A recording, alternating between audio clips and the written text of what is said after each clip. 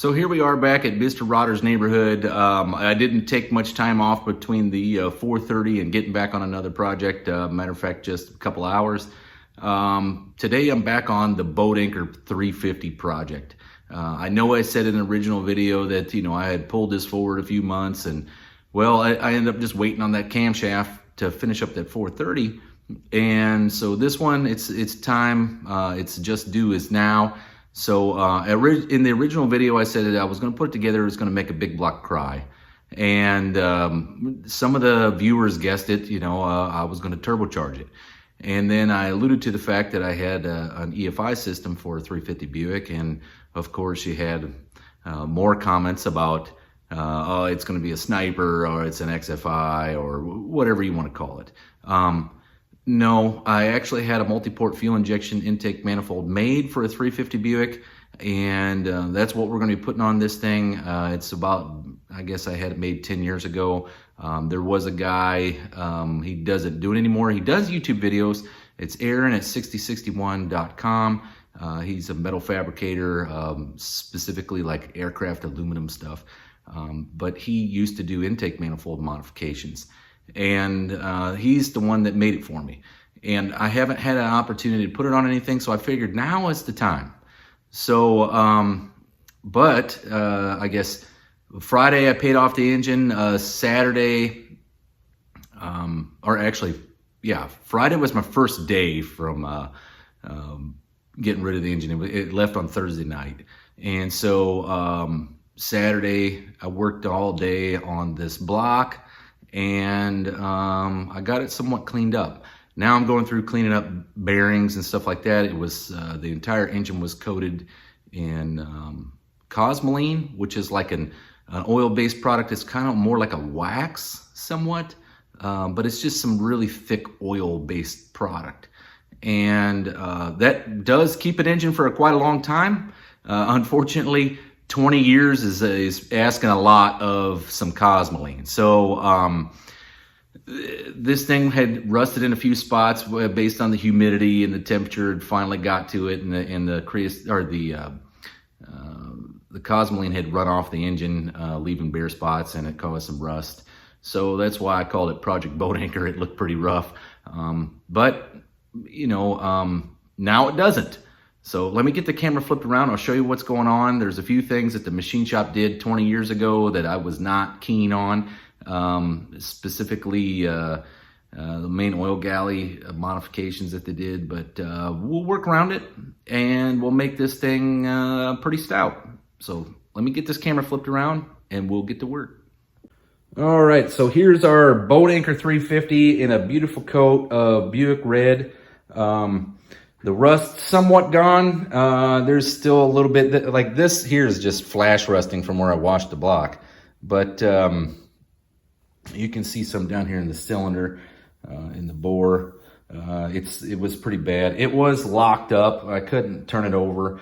My buddy Barkley Schmidt ended up giving me a can of stuff called the Original Rust Eater, and I figured I'd try it out on this thing. So I tried it out on this block, and it got the engine freed up enough to where I could turn it over till I could get it completely apart without having to really bend over backwards to make it happen.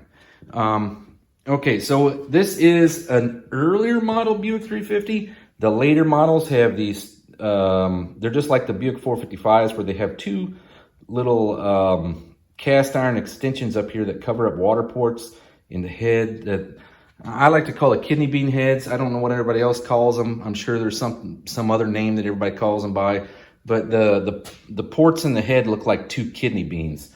So this one is an earlier block. It's essentially like maybe a 74 and before. It does have the windage tray in the bottom, so that would mean it's probably 72, 73, 4, somewhere around there. But here's one of the things that the machine shop did that I was not really keen on. They had some 3/8 pipe plugs in here, and they drilled and tapped this for a 3/8 pipe plug, okay? This is your main oil galley. So oil suction side comes in from here, down to the sump, and then through the pump, and then back into here, okay?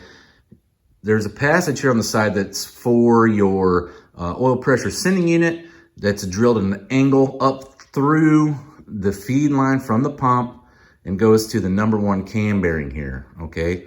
Actually, yeah, it goes to the #1 cam bearing. And then there is a small feed line from the back of the #1 cam bearing that comes up here and fills up the main oil galley, okay? Well, this main oil galley, if you look, you can see the feed hole coming from the #1 cam bearing. And there's only about 3 or 4, maybe 5 threads in there before you start covering up the hole from the main feed on the main oil galley, okay? This is where I have a problem with these pipe plugs. If you look, okay, here's all the parts that pulled out of this engine. And here is those pipe plugs that they put in there, okay? Now the pipe plug itself is about, I'd say 6, maybe 7 threads deep. So obviously this thing goes in far enough in this block that it would start covering up the main oil galley feed coming from the back of the #1 cam bearing, okay? Now TA Performance makes a plug kit for these things, and this is fine. And all it is it's one of these pipe plugs, but it's been shaved down, so it's only like 3 or 4 threads deep. And I'll just either buy one of those or modify this one and shave half of it off on the grinding wheel or something. But I think it's a lot easier just to get the one from TA Performance, put it in there, and then it won't be as recessed as far, covering up that the main oil galley feed line. So that's the big problem with that, is that, and now I can't go back to a plug because it's been drilled and tapped for a 3/8 pipe plug. So I have to put another pipe plug in there.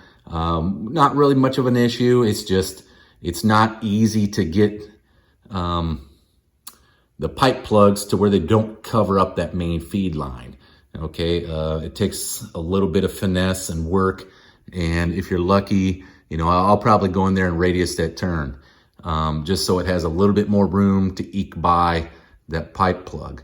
This side, it doesn't really matter. You can put it in pretty dang deep.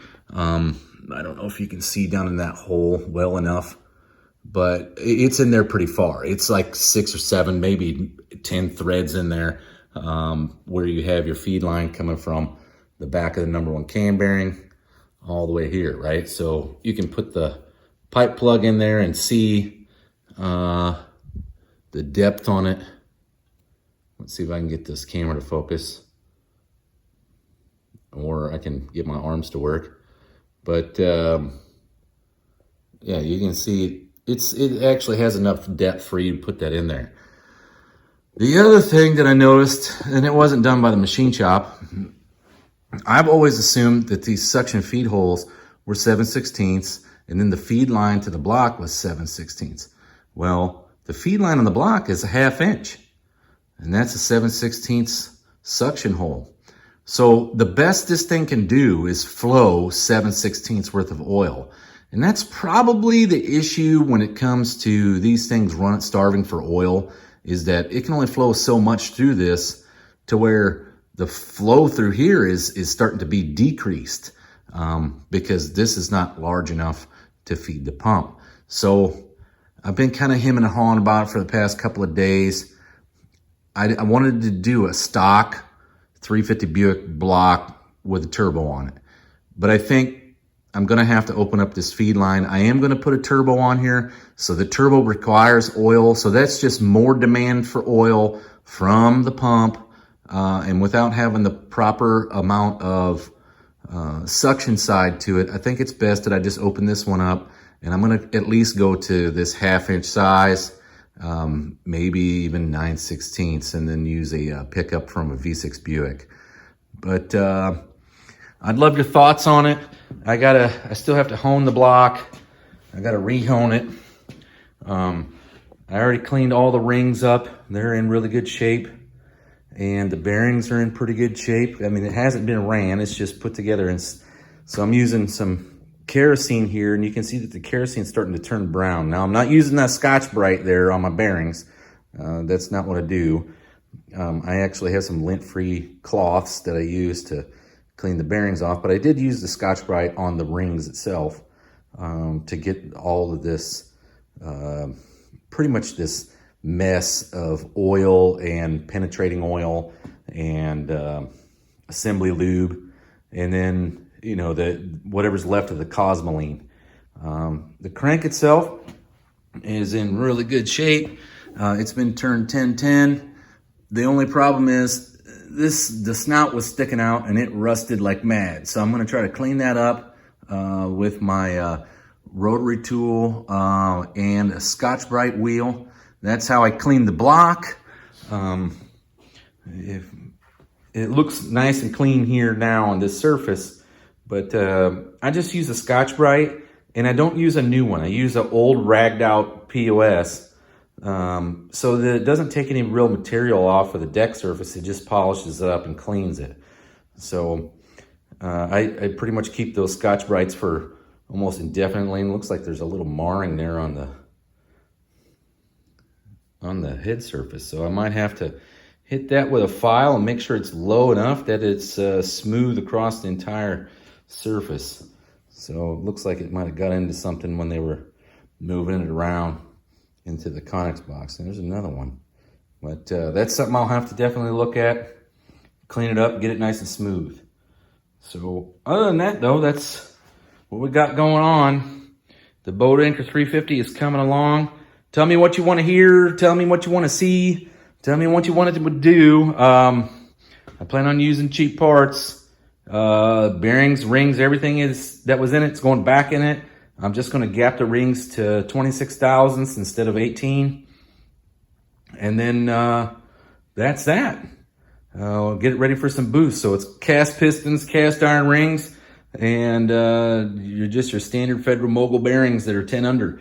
So nothing serious here. Like I said, I wanted it to be stock, but we are going to have to open up that oil suction side for the pump, and just to make sure we got enough oil coming to this dude, because when you start increasing the boost and the revs go up real fast, it needs to have oil on the bearing surfaces. So I think that's the smart thing to do. Plus you're providing oil from this same suction side to the turbo, which is another thing it's got to feed. So I don't want to have any issues. But other than that, I'm not going to do any craziness. I am going to radius this turn in the main oil galley just so it slides by this plug pretty easy, and you know you got plenty of oil. But that's about it. I'm not going to even open it up to a bigger passage size.